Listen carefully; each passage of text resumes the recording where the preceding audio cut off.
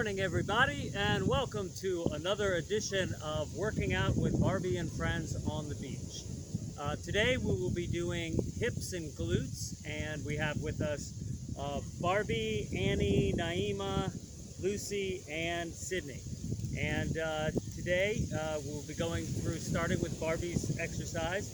I'm going to start with the exterior hip, all right? And so an exercise for that Barbie's showing us is on our side like this, and then up and down like that, all right? And that's going to work the outside of your hip flexor.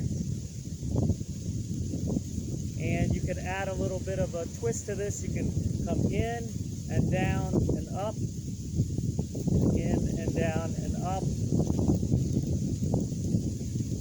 This is a good one to start warming the hips up with.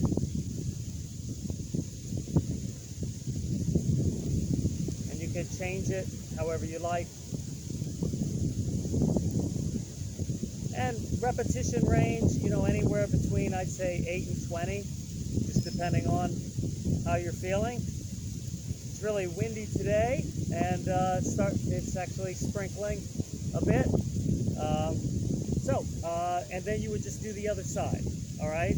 And then Annie over here is showing us we're going to do the anterior or front hip flexor, okay? And this is often, if you get this right, it's actually quite difficult. So you're going to lean back, and let's say we're doing this leg, okay? So this leg is straight, and you're going to bend your leg slightly, point your toe, and up like this. You can try to keep the same angle in your knee the entire time.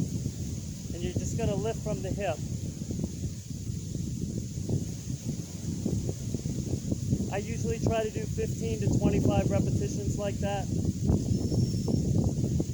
With all these, I'll often go through 3 or 4 rounds of everything. You can do them individually. Like what I mean is, you could go through each exercise and then go through each exercise again, right, for 3 or 4 rounds. Or to add more challenge to it, you do all one side and then the other side of each exercise. So, for example, Barbie, let's say we start with the left, right, and we go up, and then we would just turn, and then we would do the other side, okay, and then we would go to the next exercise. All right, so that would be another way to do it. But like I said, you could go through each one. The advantage of doing one side and then the other side with the same exercise is you're not taking too long of a break between. So that's generally the way I would do it. Or you could even break it up where maybe you just do 2, and then 1, or 2 and 3. So you could do this exercise, and then back and forth between those two for 3 or 4 rounds, and then maybe go to these and do those for 3 or 4 rounds. So you could do that too, okay? All right, so now this one here is going to be the inner hip muscle, all right, that Nyeema is showing us. Now, that's another way to break it up is these are all hips and these two are glutes, okay? So you could do hip, hip, hip, and each side, and then hip, hip, hip, each side, and then do that 3 or 4 rounds, okay? So the inner hip muscle like this, so bring this leg over, and then you're gonna raise from inside here like this, and then that's gonna work that muscle in there, all right? Very simple movements.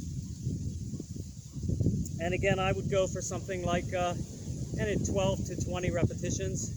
And if you're really strong, you can do more, that's fine. All right, so that's Nyeema's exercise. And moving on to glutes. All right, so what Lucy's showing us here is a glute kickback. So you're gonna kneel like this, and then kick back and pause. Kick back and pause. I don't know if I'm out of the camera. Okay, and I point my toe when I point my foot when I do it to add just a little bit more weight out here. Because if you bring it like that, it's actually just a little bit less weight on the glute muscle. So if I bend like that, just a little bit more. It's also more like a ballet movement, like that. I just squeeze as I go up. You can even put ankle weights on if you're really strong with this. And an exercise like this, 15 to maybe even 30, 40 repetitions if you want. All right, so that exercise I would go, I might go one and then the other side right away, right? So then kick the other side. And then I would go to Sydney's exercise after I do that. So these two would be really good to combine together if you're working for glutes. All right, so this exercise probably has another name. I've been doing it, teaching it for 16 years. And I call it a crab up. And the reason I call it that is because when you're in grade school and they teach you to walk like a crab, like that, and you walk all around the gym kicking the kickball. So I thought, well, it's kind of like that. So what I do is I lay back first, and I take this heel and I mark it with the bottom of the kneecap, and I put it in the ground. I have my toes up, heel down, so I'm working the hamstring and the glute. Point this leg out, and I push up. I don't throw my leg up. I push up using this glute, stabilizing my lower back. So if you throw your leg up, you're making it easier. So you want to push through the glute to equalize the knees and then come back down. You can pause it if you like. And I point this toe again for the same reason. Add a little bit more weight out there. And then the other side. Now this exercise is difficult for a lot of people. So I'd say 8 to 15 repetitions. All right, push like that. Push into the ground. So you see that's what that looks like from that side. Okay, so you're working your glute and your hamstring, connecting the two together. If you get a little cramp in your hamstring, which you might, stretch it out. Do one of Barbie's exercises from the previous yoga video. Stretch that hamstring out, and then you can go back to it. And again, so I would do the crab ups, and then I would go right to the glute kickback. And like I said, I would combine those together. So if I were doing the first three combined together, so I would do exterior hip,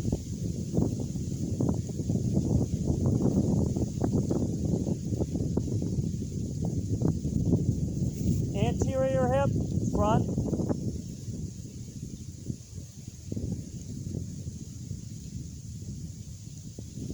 and this is all the left leg. And then I would do the interior hip muscle. So let's say I go through all those, then I would do maybe the other side. Like I said, that's one way you can break it up, but that's pretty quick. If you do this pretty quick, and say you do 10, 10, 10, and then you do the other side, 10, 10, 10, it's not a real long break between the two, so you could do it that way too, right? So you go through that, and then you start again. Now you're doing the right leg, right? So Barbie, then Annie, actually, like this. Right leg.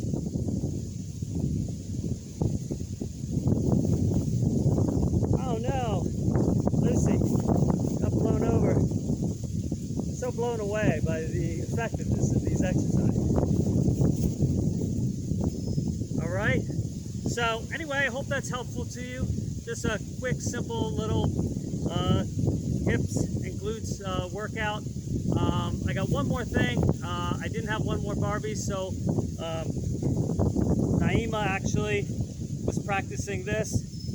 She could show you. This one's a little bit, this is for abs. This is a Pilates exercise.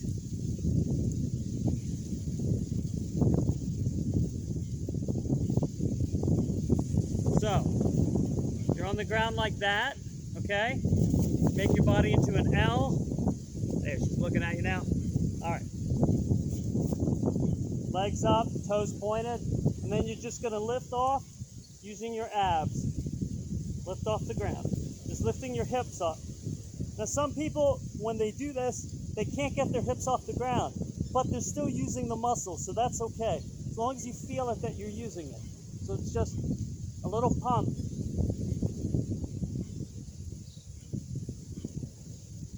All right, that's to strengthen your abs.